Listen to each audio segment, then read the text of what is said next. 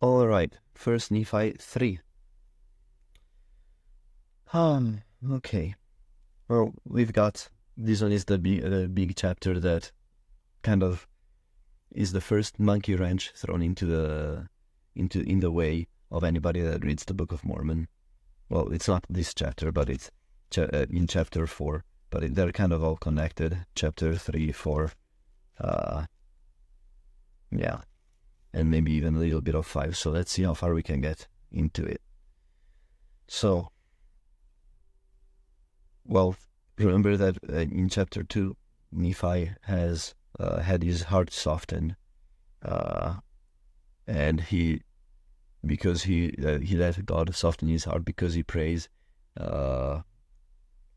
he receives God's promise. The Lord spake unto him, the voice of God. So that is where Nephi's path deviates from the path of the rest of his brothers. His humility, his desire to know, is what takes him out of the path of the what would be normal and into the path of being a prophet. That's why I don't think that we are Nephis. I think it's much, much, much easier to identify with Laman and Lemuel, because, dude, Nephi and Lehi are kind of crazy. From a worldly perspective, you gotta ask God and be willing to pray in order to, align with them instead of going the way of Laman and Lemuel. But yeah, he returns after his revelatory experience to the tent of his father. Yeah, and what happens? Well, now that he is on the good way, boom, he is Lehi sets forth a new mission. Remember, they just traveled a long way, like a couple 300 miles, who knows? Like, that is not a couple of days of walking. That is weeks and weeks of walking. And now he is being asked, okay, go back to Jerusalem. And it's gotta be pointed out by everyone. But, there's the difference between him and his brothers that is already showing. Thy brothers murmur, saying, it's a hard thing which I have required of them. But behold, I have not required it of them, but it is a commandment of the Lord. So once again, his brothers see these crazy things that Lehi is asking them, as Lehi asking them to do those things, and therefore they're crazy. Nephi, on the other hand, I will go and do that which the Lord hath commanded. For I know that the Lord giveth no commandment unto the children of men, save he shall prepare a way for them, that they may accomplish the thing which he commandeth them. So, those crazy things, they would be crazy if it was a man asking, if it was Lehi asking. So from the perspective of Laman and Lemuel, they're totally justified in saying, are you crazy? We just followed you, abandoned everything for a month, and now you're sending us back and telling us to risk our lives? Are you crazy? Seriously, Dad? But it's not him that is asking. It is someone that you can trust. It is not a man that is asking you, it's God. It's a being that does not lead you astray, a being of perfect love that will prepare a way. So sometimes we are asked to do weird, crazy things that make no sense to us. Well, pray and find out whether those things come from God, because if they do, then the Lord will prepare a way to accomplish those crazy things, even though they don't make any sense. And yes, there will be doubts. We'll read about them in a minute. Well, the story, you can read it yourself, so I am here for my insight into the story. So in verse 14, we began to failed attempt number 1, so that they obey, and failed attempt number 1. And we began to be exceedingly sorrowful. And we, my brethren, were about to return unto my father in the wilderness. So failed attempt. What the heck? Why did he come all this way once again? This is crazy. What are we doing? Things aren't working out, God. Are you sure that, am I sure that it's God asking me to do this? It's not working out. Maybe I just misunderstood. It's not God. Maybe it was Lehi after all that was asking me to do those things. Maybe it was my thoughts that were leading me down this crazy path. Maybe it wasn't God. It's not working out. Right? And we began to be exceedingly sorrowful. That includes Nephi. Nephi also despaired. And that is difference number 2. His brothers, they still don't know that it's the Lord asking them to do those things. And so they're ready to give up. They're ready to surrender. Okay, we did what our father told us to do. It was crazy, but we did it anyway. Can we go back to our family? All right. But Nephi doesn't surrender. Nephi exhorts them, no. As the Lord liveth, and as we live, we will go, and we will accomplish what the Lord has commanded us. He does not waver in his faith that this is what the Lord commanded. And I don't know exactly where the line is between when do I hold on faithful to what I think is revelation from God, and when, on the other hand, do I maybe accept that it wasn't God, that it was just me. I'm not exactly sure. I really don't know. But I guess if it wasn't God, maybe God would have warned Nephi, and, he wouldn't have let him keep going down a crazy path that wasn't actually what God wanted him to do. So I guess you gotta keep going. Keep going when you think it's something comes from God. You keep going until the Lord tells you, actually, it wasn't from me.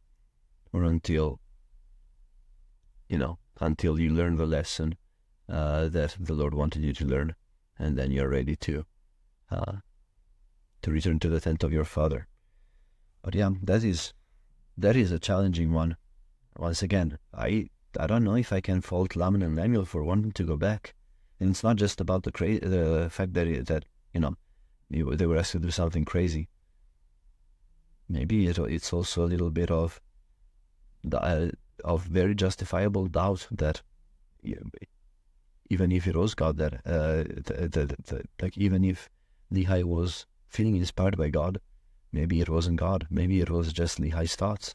I do that all the time. I second guess what I think the Lord has told me, because I don't know. Was it actually the Lord, or was it Gabe? But yeah, so don't give Nephi's lesson. Don't surrender. Don't give up. If you think it's from God, keep living by it. That is an important lesson. Keep by what you believe comes from God, until either it is accomplished, or the Lord gives you a very definite sign that it wasn't Him. And if it wasn't, then probably He let you down. He let you take that path because you had something to learn. But yeah. But another important thing that I noticed in a few verses later, how does he persuade his brothers? Because it says in verse 21, "It came to pass that after this manner of language they persuade my brethren that they may be faithful in keeping the commandments of God." So Laman and Lemuel, they are persuadable. They are not as hard-hearted as we make them up to be. They believed in God. Let me read to you how exactly he persuaded them. "It is wisdom in God that we should obtain these records, that we may preserve unto our children the language of our fathers, that we may preserve unto them the words which have been spoken by the mouth of all the holy prophets, which have been delivered unto them by the Spirit and power of God." Right? So how does he persuade them? He appeals to, we are going back down to our father, right? Because that's what they wanted to do. They wanted to go back down to their father. They wanted to still follow what their patriarch was commanding them to do. They loved Lehi. Laman and Lemuel loved Lehi. Okay, I don't think that there's much doubt about that. Otherwise, they could have just not gone down in the first place, not followed him down in the wilderness, not have gone back after returning to Jerusalem for the plates, not have gone back down to Lehi after picking up the daughter of Ishmael. But no, they kept going back. They loved their father, and they were going to do what he said, even though to them it seemed crazy. They will murmur against it, but they will do it. But how does Nephi persuade them? Well, we need to, we got to do it for our children. You know, his argument is, you know that they need to know the words of God, the words of the prophets that have been delivered by the Spirit and power of God. His persuasion of his brothers is based on the fact that they are going to need God. They are going to need the scriptures for their family. Laman and Lemuel love their family. Laman and Lemuel believe in God. They believe in the scriptures and know that the scriptures are essential. That's why the Nephi's argument is persuasive to them. Okay, we will stay. We will not just go back down to our father. We will stay and risk our lives again. Why? Because for our children will need the knowledge of God and the knowledge of the scriptures and of the prophets that we have. So we need a record to pass it down. Like, this is crazy. Like Laman and Lemuel are not as bad guys as we make them out to be. Like, they let Nephi persuade them. Like right now in verse 21, they are willing to go back down to their father, follow a crazy madman, what in their mind is a crazy madman, into the wilderness because they love him, because he's their father.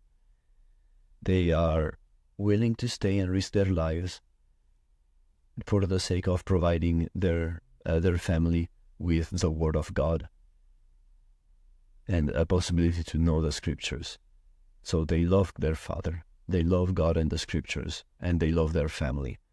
And they are willing to give up gold, silver, and precious things to Laban for it.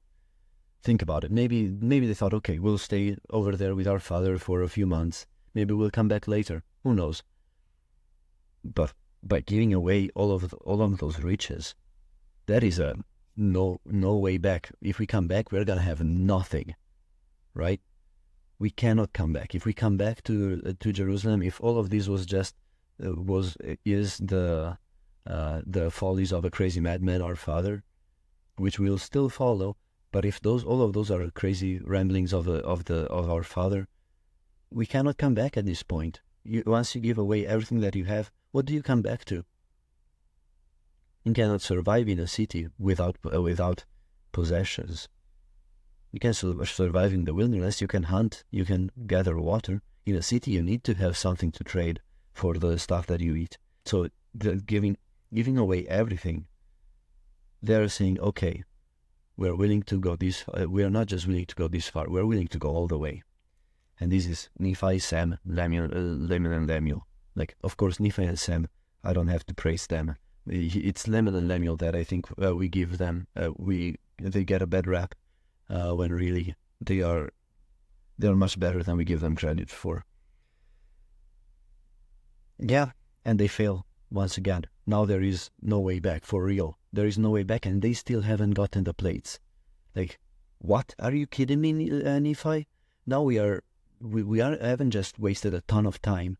We have completely lost the opportunity to come back. There is no way that we can return. We're all in, and we still haven't gotten what we came for. We still haven't gotten insurance for our children. Like, I identify with Laman and Lemuel so much here. Like, it is wild. It is wild. It makes sense to me that they would be angry. And then, of course, it's Old Testament times, so they smite their brother with a rod. But, crazy. Do you see what you just made me do? Did you see what you just made me do? Like, I can see why they were angry. They were justifiably very, very angry with their brother. Yeah. Like, they were in their eyes, Nephi, and to an extent, even Sam was complicit. Like, these guys were damning their family away from their inheritance and from their land of promise. Like they were in Laman and Lemuel's mind, like breaking like all the stuff that God that Laman and Lemuel thought God had given them. They were. It just makes sense. And that's why I don't think that it's so surprising that after the angel appears and stops Laman and Lemuel and said, okay, go try again, they're still murmuring. They can't see it. They just can't see it. Imagine failing like this, so that it's a failure that you can't really come back from. And now the way forward, well, there is really no way forward except through the hand of God. Persuasion didn't work. Giving up your future didn't work. What are you gonna do now? Well, they gotta trust God, and that requires them to accept that. It's a trusting God, but to them it's still a trusting Lehi and trusting Nephi. It's hard. Chapter 4. Well, Nephi's persuasion comes in once again. He is good at that. He can persuade his brothers like nobody else, man. But verses 1 and 2, let us be faithful, let us go up, let us be strong, let us go up. Like in the first few verses, Nephi keeps exhorting not just himself. I think he's pumping himself up a little bit too here, but he's pumping everybody up. He's not satisfied with, doing the right thing himself. He's persuading everybody else to do the right thing with him. That is admirable, once again, from Nephi. Nephi, after the adventures and the change of heart in chapter 2, becomes a totally new man, and he will only keep growing and becoming better. But yeah, and then, they still have to stay outside. I don't think that Laman and Lemuel and even Sam would have had what it took to go in to follow Nephi in the rest of his mission, because he in verse 6, how I was led by the Spirit, not knowing beforehand the things which I should do, nevertheless I went forth. I cannot see Laman and Lemuel doing that. It required someone that had a firm, unshakable testimony that yes, this wasn't faith. This was like a degree of faith that you don't see. This is mountain-moving faith. That, okay, I have nothing to go off of. How the heck am I gonna get the plates? It's not like I have faith that if I do my best, then things will happen. This is a faith that there's nothing I can do. It has to be God. So he doesn't know the things which he should do, because he didn't have anything left to do. Nevertheless, he all goes forth. He puts faith in God, despite the fact that he can't do anything to show that faith, to supplement that faith with action. That is an unbelievable amount of faith. That is mountain-moving faith. He knew that God would deliver Laban and the plates into his hands. Without knowing, he knew. And then you've got, of course, the episode where he has to kill Laban. This one is still to this day a massive challenge to me. Because why couldn't he? I don't know. Now, he points out something important. Verse 11, or rather, the Spirit points out something important, because Nephi doesn't want to kill, doesn't want to slay Laban. Never at any time have I shed the blood of man. I shrunk, and I would that I might not slay him. So now the Lord's promise, okay, I will deliver Laban, you will get the plates. The Lord's promises come true, and it's unbelievable. But you gotta kill someone? Are you kidding me? This is, Nephi is once again, despite the fact that he knows that now this is what he's supposed to do, the Spirit is telling him, he still is questioning. He's not questioning the Spirit, he's questioning himself. I would that I might not slay him, that I might not slay him. So he's questioning himself, and the Spirit, I always saw it as the Spirit kind of like pushes him over the edge so that he will do what needs to be done. But I'm reading it in a different way now. Behold, the Lord has delivered him into thy hands. You know that he has sought to take away, and I knew that he had sought to take away my life, and would not hearken to the commandments, and had taken away our property.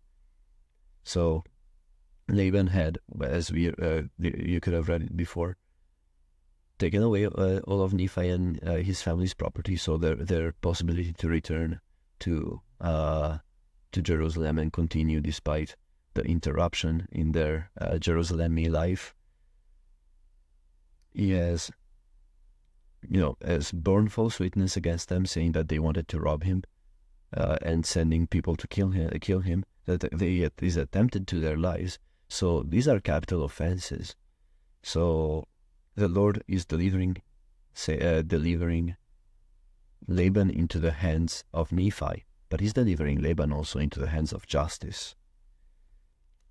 So I think in this way, the Spirit in verse 12, slay him, for the Lord hath delivered him into thine hands. I think maybe the Lord is telling Nephi, okay, I know it's not your role, but this is the just thing to do. By the laws that you guys uphold here in Jerusalem, he is worthy of death. Also, his death will bring you the plates that you have come for. So I am fulfilling my purposes, but you're not doing anything wrong, Nephi. I am leading him into your hands, because that is the only way that you can get the plates. As we said, there is nothing else that Nephi can do at this point. He only has God to rely on. Slay him. The Lord slayeth the wicked to bring forth his righteous purposes. That always sounds like it is better than one man should perish and the nation should dwindle and perish in unbelief. That always sounded like, I don't know, it didn't sound good to me. It sounded too cold-hearted. Utilitarianism, you know what I mean? Yeah. But if you think about it through Jewish law, yeah, he was guilty. He was guilty and ready for death. And for that moment, God made Nephi the judge of that. And the judge and executioner. Well, God was the judge, but he made Nephi the executioner of the law. And Nephi, what does he do? Well, in my notes I called it, he reasons in favor of faith when faced with doubt. He still doesn't want to kill this man. He still would that he might not slay him. But he reasons, okay, I remember the Lord which he spake unto me. Thy seed, inasmuch as your seed shall keep my commandments, they shall prosper in the land. Well, they cannot keep the commandments if they don't know the law. And the law is on the plates, so I need to get the plates. And I know that the Lord is delivering Laban into my hand for the purpose of getting the plates. Also, he is worthy of death, and the Lord has asked me to do this. So the Lord is asking me to be the executioner of his law and of justice, and therefore Nephi follows through. I'm still struggling with the whole idea of killing, but those are different times, different laws, and what Nephi did was not unjust, and it brought the plates into his family's possessions, so that the people in the promised land could have the plates and the commandments. Yeah. And I think that's it for chapter 4. The rest is history, as the kids say. Yep. And chapter 5 and 6 and 7, I think I'm going to group those all together. Okay, that's it.